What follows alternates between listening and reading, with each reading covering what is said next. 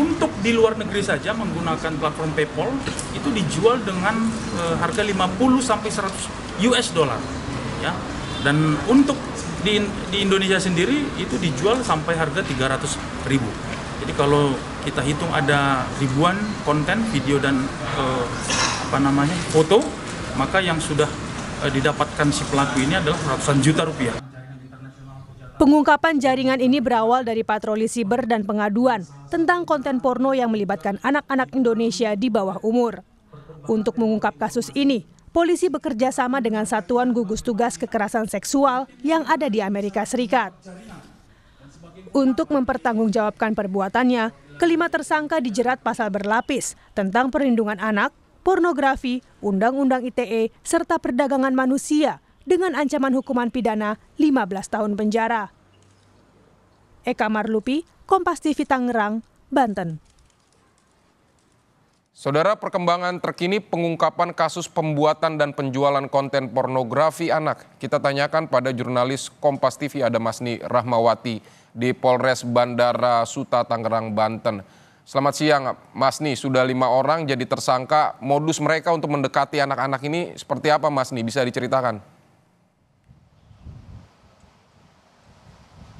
Iya, untuk dari tersangka mendekati anak-anak ini ada modus yang mereka lakukan, di mana ini modusnya memang sedikit unik dengan mendekati dengan bermain game online seperti itu. Dari tersangka ini mendekati anak-anak dengan bermain game online, di mana anak-anak ini diajak bermain bareng dan juga diberikan hadiah dalam game tersebut, dan akhirnya juga dari tersangka ini mendatangi rumah dari anak-anaknya menjadi korban ini. Dari interaksi antara anak-anak dengan tersangka ini dibangun intensif selama 3 bulan, dan akhirnya adanya muncul rasa kepercayaan dari anak-anak ini terhadap tersangka-tersangka tersebut, di mana dari tersangka ini ada 5 orang, yaitu berinisial HS, MA, AH, KR, dan juga NZ, dan setidaknya ada 8 orang anak-anak yang menjadi korban. Ini anak-anak ini berusia rentang dari 12 tahun hingga 16 tahun. Hingga saat ini dari pihak kepolisian masih melakukan pendalaman kasus ini, namun untuk tersangka ini sudah ditahan, dan untuk dari pelecehan ini atau pembuatan video pornografi ini sudah dilakukan sejak tahun 2022 hingga tahun 2023. Dan untuk kasus ini terungkap sendiri karena adanya laporan dari FBI kepada Polres Kota Bandara Soekarno-Hatta, dan untuk dari tersangka-tersangka ini memiliki peran masing-masing, di mana untuk HS dan MA ini memiliki peran mencari, memfasilitasi, mencabuli anak sebagai korban dan membuat video, menjual, mengirim, dan menawarkan foto atau video kepada orang lain. Sedangkan tersangka AH ini membeli video dan juga serta melakukan pencabulan terhadap korban. Untuk tersangka KR dan HS sendiri ini membeli video dan juga memfasilitasi untuk dilakukannya pembuatan video porno tersebut. Dan dari tim penyidik ini telah berhasil menyita 5 ponsel sebagai barang bukti, dan juga di dalamnya ada sekitar 3.000 lebih video yang bermuatan pornografi dan ada 1.000 lebih dari foto yang bermuatan videografi. Selain itu pun dari tersangka ini melakukan distribusi video dan foto ini di Telegram, dan juga ini menjualnya hingga ke luar negeri. Untuk luar negeri sendiri dari tersangka ini menjual dari rentang harga 50 US dollar hingga 100 US dollar, sedangkan jika dia menjualnya di dalam negeri ini dijual dari harga 100.000 hingga 300.000 per videonya atau per fotonya. Hingga saat ini pun dari pihak kepolisian masih terus mendalami, dan juga untuk anak-anak sendiri sudah mendapatkan perhatian baik dari KPAI dan juga dari Dinas Sosial setempat. Vidi.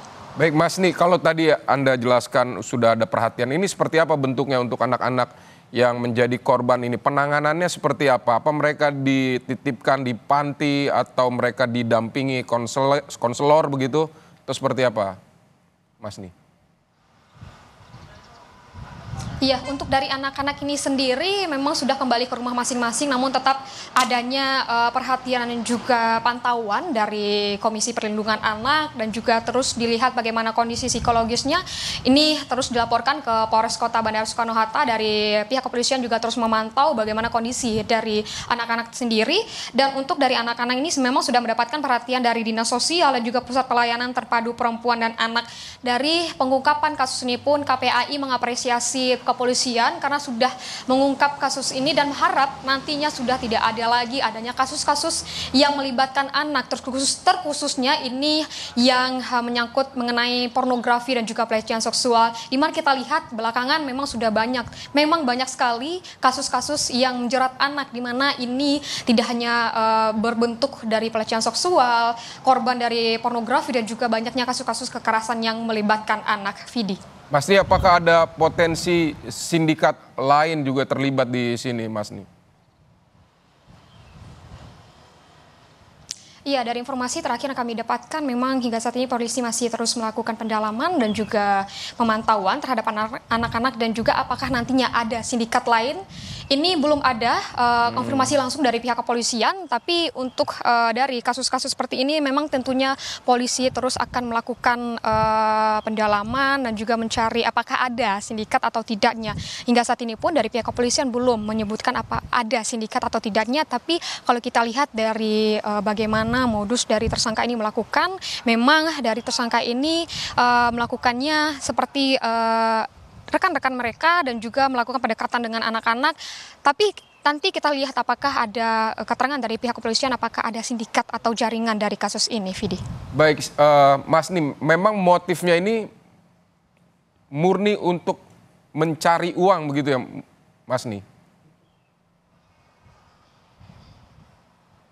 Iya, kalau dari pihak kepolisian memang dari apa yang diberitahukan dan juga dirilis dari pihak kepolisian memang motifnya saat ini itu memang berhubungan dengan ekonomi. Dan jika kita melihat bagaimana dari video dan juga foto yang dijual, ini dijual tidak hanya di dalam negeri dan juga dijualnya ke luar negeri, di mana untuk harga yang dijual pun rentangnya dari 50 US dollar hingga 100 US dollar ini dijual ke luar negeri dengan harga segitu, dan juga untuk di dalam negeri ini dijual dari harga 100.000 hingga 300.000. Jika kita lihat dari bagaimana dari tersangka ini membuat video porno yang melibatkan anak-anak menjadi korbannya dan menjualnya, itu sepertinya untuk dari motifnya memang motif ekonomi. Namun dari pihak kepolisian memang menyebutkan motifnya motif ekonomi. Namun apakah nantinya ada perkembangan terbaru dari pihak kepolisian akan kita sampaikan, akan kita beritahukan dan juga akan kita tunggu apa dari